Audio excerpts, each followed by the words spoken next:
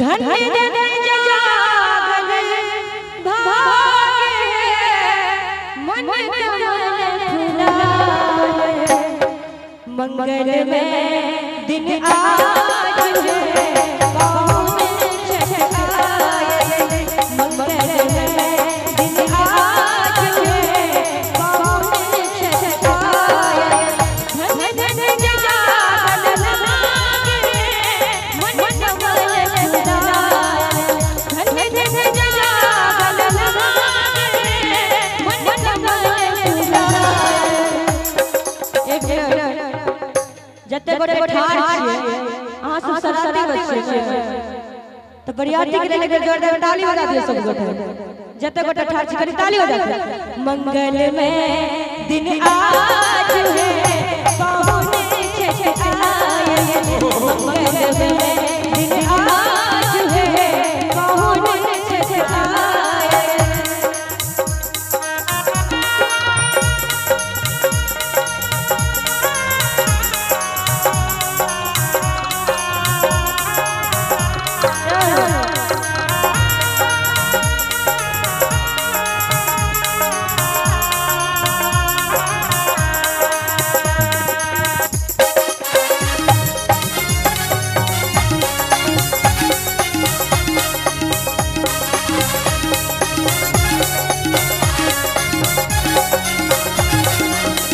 मंगल छठ सार सजाए